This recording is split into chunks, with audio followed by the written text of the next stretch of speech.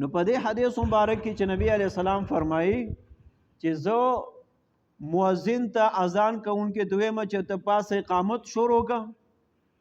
او بل سړی مخکې کم د جمع د پاره چې ته د خلکو له جمع کا مونځ کا او نبی علیہ الصلوۃ والسلام فرمایي چې زه په خپل لاړ شم په هغه کورونو باندې وګرځم چې په کورونو کې دنه خلق ناشته اذان شوه دی او د اذان نه وروسته بیا هم دی الله کور ته نه راځي چې په جمع کې شامل شي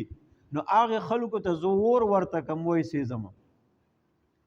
دا څومره زورنه نبی کریم صلی الله علیه وسلم په دې حدیث مبارک کې فرمایلی ده نو بعضی علما وی چې نبی علیہ الصلوۃ والسلام دا زورنه کړي خو سزا نه دا ور کړي یعنی په یقیني عملی تور سره خلق سیزل نه دی په دې عمل باندې ځکه بل حدیث مبارک کې هم نبی علیہ الصلوۃ والسلام زورنه ور کړي د په دې باندې چې نبی علیہ الصلوۃ والسلام فرمایي کچری په کورونو کې خزي او ماشومان یعنی زنانا او ماشومان نه وي نو ما با د ماسوتن موز او درولو او خپل ځوانانو ته به می حکم ورکولو چې د دوی په کورونو باندې ور ولګوي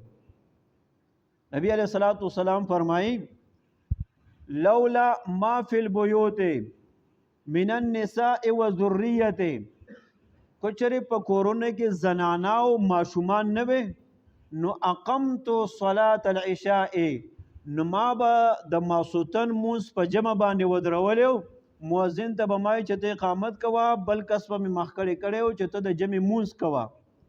او دا غي نورسته و امرت فتیانی ما به د ځان سره یو څو تکړه ځوانان اغستیو چې راځي ځوانانو یحرقون ما فی البیوت بالنار چې راځي زما سره لاړ شي او د هغه خلکو کورونو ته ورته کو چې خلک چې کم دی هغه په کورونو کې ناست او اذان شوی دی منزل نه راځي نبی علیہ الصلوۃ والسلام فرمایي چې په دې وجه ما په دې عمل نه دی کړی چې په دې کورونو کې زنانه وي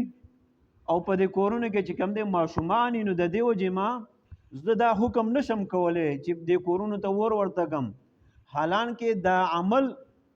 د دې سزا قابل دی نبی علیہ السلام فرمایي چې د دې کورونو وسېزل شي هغه اجري وسېزل شي هغه بیٹکونو وسېزل شي هغه کورونو وسېزل شي چې په هغه کې داسې خلک وي چې اذان یې اورېدلی او د هغې باوجود بیا هم د الله کور ته د مانځه دپاره نه یې تللی